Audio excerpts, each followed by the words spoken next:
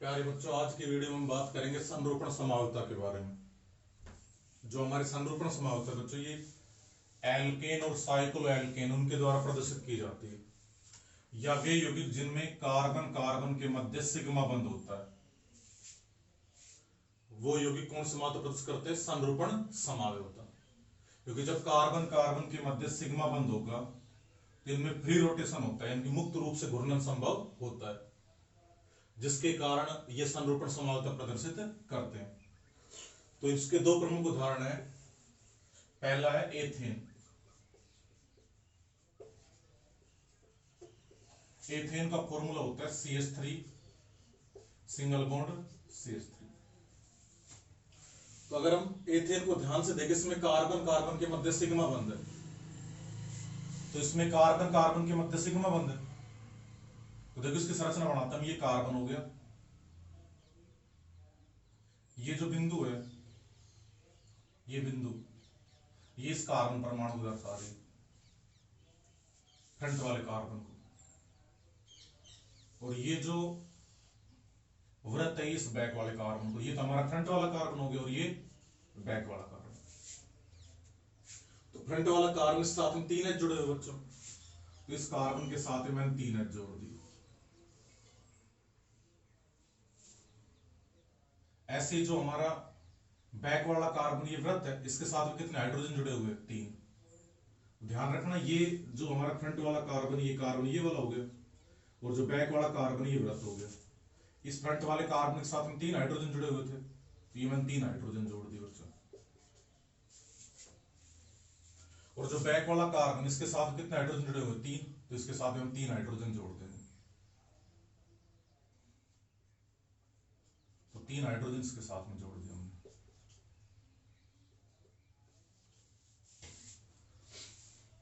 तो इनमें दोनों जो कार्बन है, बैक वाले कार्बन और फ्रंट वाले कार्बन के साथ में हमने 3-3 हाइड्रोजन परमाणु जोड़ दिए। तो अब बच्चों इसको हम, ये हमारा फ्रंट वाला कार्बन है और ये हमारा बैक वाला कार्बन, ये वृत्त। हमने मान लो बच्चों फ्रंट वाले कार्बन को स्थिर रख लिया और बैक वाले कार्बन को हमने रोटेट किया 1 डिग्री, 2 डिग्री, 3 डिग्री, 4 डिग्री, कितने डिग्री पर रोटेट कर सकते हो। जितने डिग्री पर आप इसको रोटेट करते जाओगे उतनी ही संरचना बनती जाएगी। और ये जितनी भी संरचना हमारी बनती है, सारी क्या बनती है? क्या कहलाती है? संरूपण समावेवी। तो मैं आज के इस वीडियो में एथेन है, उसमें संरूपण समावता के बारे में चर्चा करेंगे। तो देखो ध्यान से। तो ये जो एथेन है,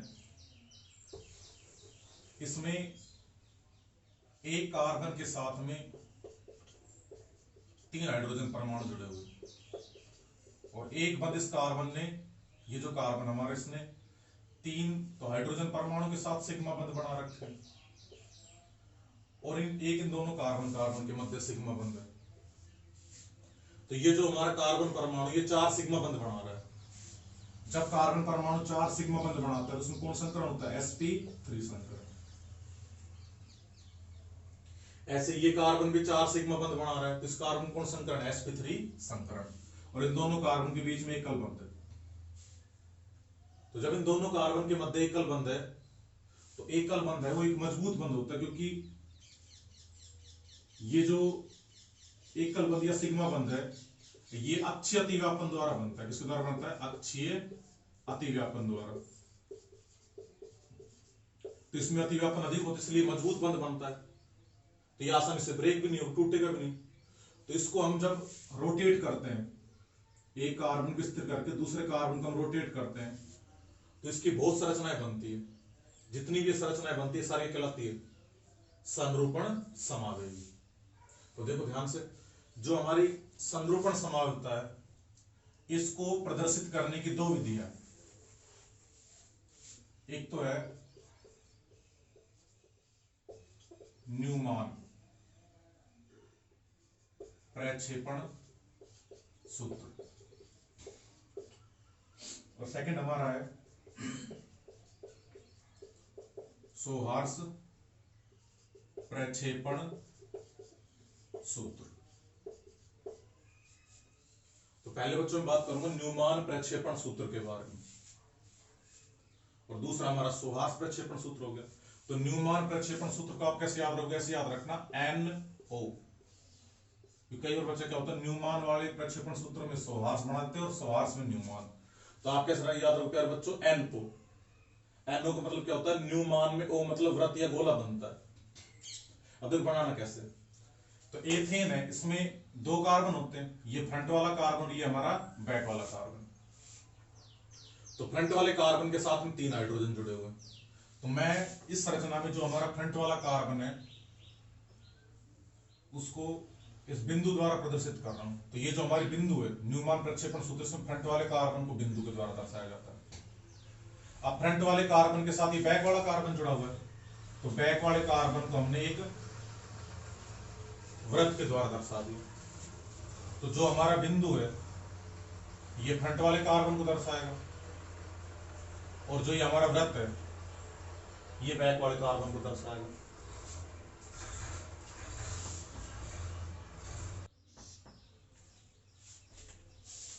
तो ये जो हमारा बिंदु है ये तो फ्रंट वाले कार्बन को दर्शाता है, और ये जो हमने वृत्त बनाया है ये बैक वाले कार्बन को दर्शाता है। अब जो हमारा फ्रंट वाला कार्बन है इसके साथ में 3 हाइड्रोजन जुड़े हुए हैं, इस फ्रंट वाले कार्बन के साथ में 3 हाइड्रोजन जुड़े हुए हैं, ये 3 हाइड्रोजन जोड़ दिए हमने।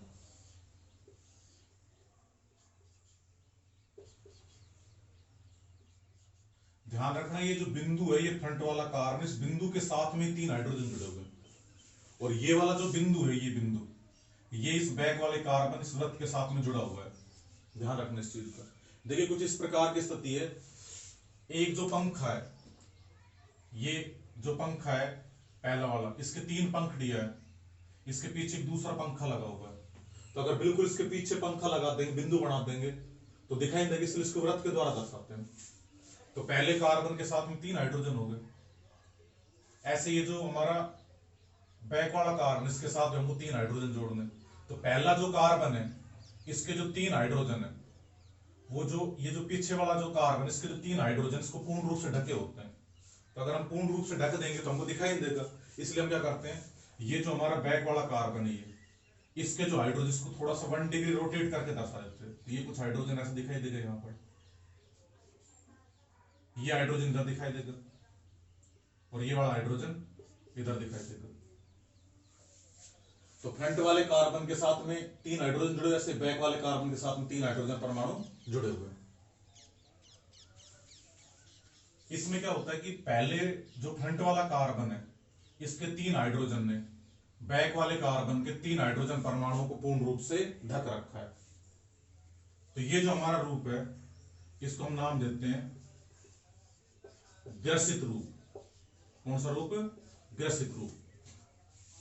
उसके बाद हम क्या करेंगे, अब इसको हम कितने डिग्री पर रोटेट कर सकते हैं इस हाइड्रोजन को। मान लो ये फ्रंट वाला कार्बन है, इसको मैंने स्थिर मान लिया, और बैक वाले कार्बन को मैंने घुमाया ऐसे 1 डिग्री, मान लो 1 डिग्री घुमा दिया, तो ये वाला जो हाइड्रोजन है कुछ मान लो यहां पहुंच गया, ये वाला हाइड्रोजन कुछ यहां पहुंच गया, और ये वाला जो हाइड्रोजन ये यहां पहुंच गया। ऐसे हम इसको 1 डिग्री 2 डिग्री 3 डिग्री पर रोटेट कर सकते, इससे बहुत अधिक संरचनाएं बन सकती है। ये जो हमारी जितनी संरचनाएं बनती है सारी संरचना क्या कहलाती है? संरूपण समावेगी, और ये घटना कहलाती है संरूपण समावेग। उसके बाद ध्यान दो,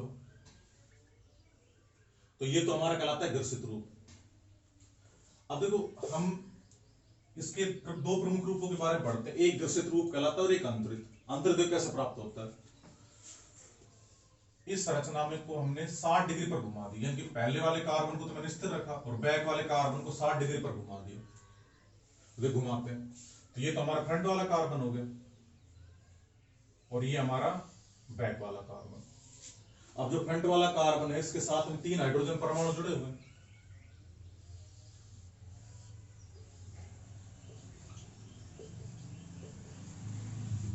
ऐसे जो हमारा बैक वाला कार्बन इसके साथ में 3 हाइड्रोजन परमाणु जुड़े हुए हैं। तो फ्रंट वाले कार्बन के हाइड्रोजन परमाणु को मैंने स्थिर रख लिया, उसके बाद बैक वाले को मैंने घुमाया, कितने डिग्री पर रोटेट किया? 60 डिग्री पर।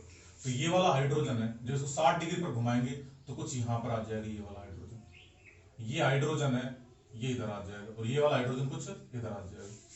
तो देखो नई संरचना कैसे प्राप्त होगी। तो नई संरचना में एक हाइड्रोजन यहां पहुंच गया इन दोनों के बीच में, एक हाइड्रोजन कुछ यहां पहुंच गया, और एक हाइड्रोजन हमारा इधर आ गया। कितने डिग्री पर रोटेट करने पर आया ये? 60 डिग्री पर। तो ये तो हमारा ग्रसित रूप कहलाता है, और जब 60 डिग्री पर हमने रोटेट किया तो ये हमारा कहलाता है अंतरित रूप। तो इसके हम दो रूप पढ़ते हैं मुख्य रूप से, एक ग्रसित रूप और एक अंतरित रूप। तो ये तो इसको प्रदर्शित करने का हो गया न्यूमान प्रक्षेपण सूत्र। तो ग्रसित रूप को हमने जब 60 डिग्री पर घुमाया तो अंतरित रूप प्राप्त हो गया। अच्छा, इस अंतरित को पुनः फिर 60 डिग्री पर रोटेट करो। जब दोबारा हम इसको 60 डिग्री पर रोटेट करेंगे तो देखो ध्यान से, फ्रंट वाले कार्बन को स्थिर रखना है तो इसके हाइड्रोजन भी स्थिर रहेंगे। अब बैक वाले कार्बन कैसे घुमा रहे? 60 डिग्री पर। जब 60 डिग्री पर घुमाएंगे तो ये वाला हाइड्रोजन है, ये कुछ यहां पहुंच जाएगा इस हाइड्रोजन के बिल्कुल नीचे, ये हाइड्रोजन इस हाइड्रोजन के नीचे पहुंच जाएगा, और ये वाला हाइड्रोजन इस हाइड्रोजन के नीचे पहुंच जाएगा। तो पुनः कौन सा रूप प्राप्त हो जाएगा? ग्रसित रूप।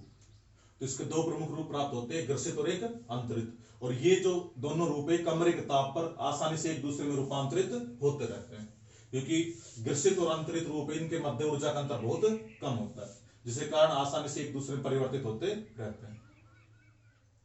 उसके बाद ये तो इनको प्रदर्शित करने का न्यूमान प्रक्षेपण सूत्र हो गया। अब देखो सोहास प्रक्षेपण सूत्र में इनको हम किस प्रकार व्यक्त करेंगे। तो इसको बनाना बिल्कुल सिंपल है। ये जो फ्रंट वाला कार्बन, ये हमारा फ्रंट वाला कार्बन हो गया, और ये हमारा हो गया बैक वाला कार्बन। ये फ्रंट वाला कार्बन, ये कार्बन, ये वृत्त, ये बैक वाला कार्बन, ये बैक वाला कार्बन हो गया। अब फ्रंट वाले कार्बन साथ बिल्कुल ध्यान देना, इस फ्रंट वाले कार्बन के साथ में वाई कैसा बन रहा है? अगर ध्यान दें हम तो कैसा वाई है? उल्टा वाई। देखो ध्यान से, फ्रंट वाले कार्बन की वाई उल्टा वाई। तो यहां कुछ नहीं करना अपने, बिल्कुल सिंपल कैसा वाई बना देंगे? उल्टा वाई। अब बैक वाला कार्बन इसके साथ देखो ध्यान करो वाई कैसा बन रहा है? देखो ऐसे ये डॉट डॉट है इस प्रकार से, तो ये वाई भी कैसा बन रहा है? उल्टा वाई। तो यहां भी हम कैसा बना देंगे? उल्टा वाई। और इनके साथ में प्रत्येक के साथ में एक हाइड्रोजन परमाणु जोड़ देंगे।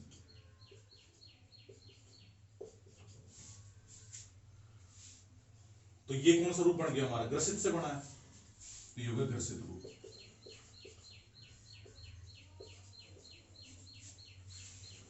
अब क्या करेंगे? अब इसको हम 60 डिग्री पर रोटेट कर देंगे।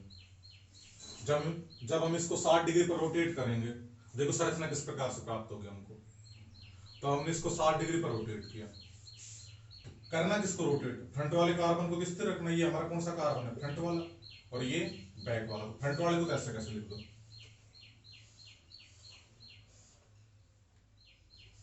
इसके साथ में 3 हाइड्रोजन ऐसे कैसे आ गए। उसके बाद देखो बैक वाले कार्बन, क्या इस संरचना से देख लो पहले, ये अंतरित रूप है, इसी से ये रूप बनेगा।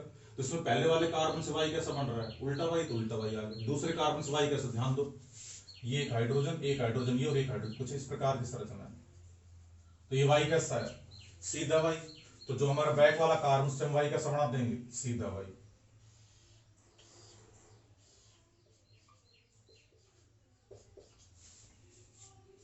तो ये हमारा कौन सा रूप बन गया? अंतरित रूप। तो ये हमारा बन गया अंतरित रूप। तो देखो ध्यान से, अब इसमें दिखाई दे रहा हमको जो फ्रंट वाला कार्बन है, इसके जो 3 हाइड्रोजन है, ये वाला जो हाइड्रोजन है, इसके नीचे बिल्कुल ये वाला हाइड्रोजन, ये वाला हाइड्रोजन देखो, ये हाइड्रोजन इस वाले हाइड्रोजन ढक रखा है, इस वाले हाइड्रोजन ने इस हाइड्रोजन को ढक रखा है, और इस वाले हाइड्रोजन ने इस हाइड्रोजन को ढक रखा है। तो ग्रसित रूप है, इसमें जो हाइड्रोजन परमाणु बहुत निकट निकट उपस्थित होते हैं। तो प्रश्न आ जाए कि इन दोनों में से ग्रसित और अंतरित रूप में से स्थायी कौन सा होता है? तो हमारा आंसर आएगा जो अंतरित रूप है वो अधिक स्थायी होता है। किससे? हमेशा ग्रसित रूप से। अब प्रश्न उठता है कि जो अंतरित रूप है वो ग्रसित रूप से स्थायी अधिक क्यों होता है? देखो इसमें ये जो हाइड्रोजन परमाणु है और ये जो हाइड्रोजन परमाणु, वैसे ये दोनों छोटे समूह, लेकिन फिर भी ये दोनों एक दूसरे को प्रतिकर्षित करते हैं। देखो यहाँ ये जो बॉन्ड है इसमें इलेक्ट्रॉन, इसमें भी इलेक्ट्रॉन है, इन दोनों के ये इस बॉन्ड के इलेक्ट्रॉन, इस बॉन्ड के इलेक्ट्रॉन के बीच तो जो प्रतिकर्षण लगी है इसको हम बोल सकते हैं इलेक्ट्रॉनों से भरा हुआ कक्षक, इलेक्ट्रॉन से भरा हुआ कक्षक, क्योंकि एक कक्षक में 2 इलेक्ट्रॉन आते हैं और 2 इलेक्ट्रॉन से बंध बनता है हमारा। तो ये इलेक्ट्रॉन दोनों में रिपल्सन होता है, तो ये तो हमारा कहलाता है टॉर्जनल रिपल्सन।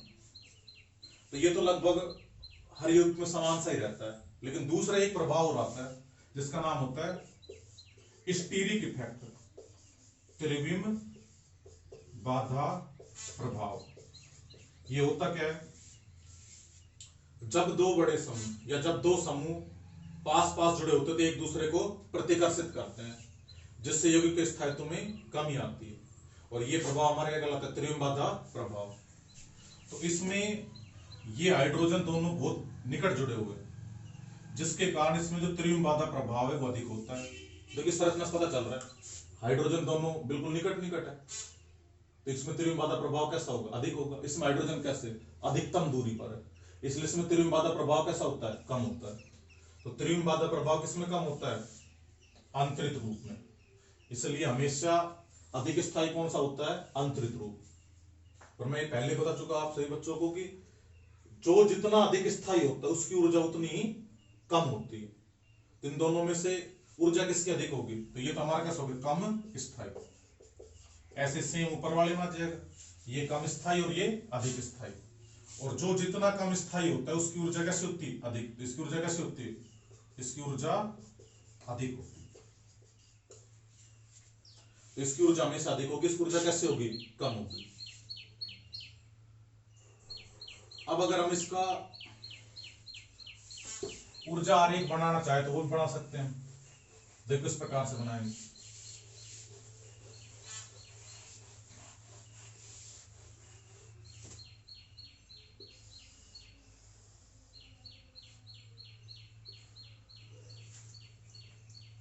तो इसका जब हम ऊर्जा आरेख बनाएंगे तो कुछ इस प्रकार का ऊर्जा आरेख हमको प्राप्त होगा।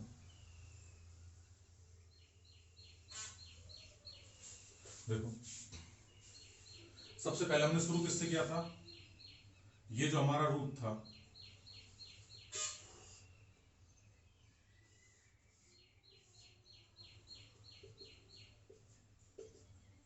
ये हमारा ग्रसित था, और ग्रसित इसमें हाइड्रोजन परमाणु निकट निकट जुड़े होते हैं, इसलिए इसका स्थायित्व कम होता है, ऊर्जा अधिक होती है। तो यहां तो हमने पहले शुरुआत किससे की है, यहां हमने ले लिया ग्रसित, ग्रसित रूप आ गया। अब हमने कितने डिग्री पर इसको रोटेट कर दिया, 60 डिग्री पर। जब हम 60 डिग्री पर रोटेट करेंगे तो ग्रसित किसमें चेंज हो जाएगा, अंतरित में। और अंतरित है उसका स्थायित्व अधिक होता है, ऊर्जा कैसे होती है, कम। तो यहां ऊपर की तरफ हमारा ऊर्जा का बढ़ता हुआ क्रम हो गया, ऊर्जा का बढ़ता क्रम।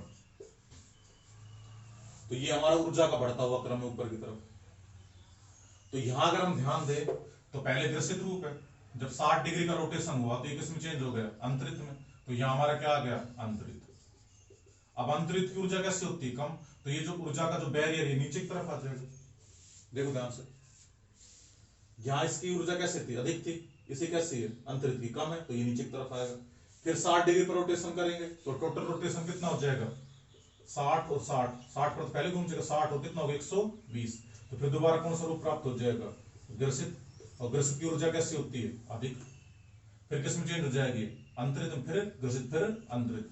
तो ऐसे ही कमरे के ताप पर एक दूसरे में रूपांतरित होते रहते हैं। अब इन दोनों के मध्य जो ऊर्जा का अंतर होता है, ये तो हमारे किसकी ऊर्जा है, अंतरित रूप की, और ये ऊर्जा किसकी है, ग्रसित रूप की। तो इन दोनों के मध्य ये ऊर्जा अंतर हो गया, क्या हो गया, ऊर्जा अंतर हो गया। तो इसे हम कहते हैं रोटेशनल बैरियर। क्या कहते हैं, रोटेशनल बैरियर, घूर्णन बाधा। मतलब क्या है इसका, कि जो हमारा ग्रसित रूप है ये चेंज हो गया अंतरित में, अंतरित दोबारा किसमें जाना चाहता है, ग्रसित में। तो जब अंतरित है दोबारा ग्रसित में जाना चाहता है तो ये ऊर्जा तो इसको रिक्वायर्ड होगी होगी। मतलब क्या है कि हम यहां है मान लो, और यहाँ ये एक दीवार है और हमको दीवार की इस तरफ जाना है, यहां पहुंचना है मान लो इस स्थान पर, तो इस दीवार को तो हमको पार करना ही पड़ेगा। तो ये जो दीवार है इसको पार करने के लिए जो ऊर्जा चाहिएगी हमको वो कहलाती है रोटेशनल, ये तो हमारे क्या कहलाता है रोटेशनल बैरियर। और इसके लिए ऊर्जा कितनी चाहिए होती है इसमें, तो इस रूप में हमको ऊर्जा चाहिए होती है लगभग 3 किलो कैलोरी प्रति मोल, 3 किलो कैलोरी प्रति मोल, 3 किलो कैलोरी प्रति मोल ऊर्जा की आवश्यकता होती है किसमें, अंतरित रूप में इसको ग्रसित में परिवर्तित होने के लिए। इस ऊर्जा बैरियर को पार करना पड़ता है। उसके बाद ध्यान सुनो, तो ये तो हमारा किसकी बात हो गई, एथेन है, इसके न्यूमान और सोहास प्रक्षेपण सूत्र के बारे में। अब जो हमारा नेक्स्ट वीडियो आएगा बच्चों उसमें हम बात करेंगे इसकी साइक्लोहेक्सेन, इसके साइक्लोहेक्सेन इसके संरूपणों की।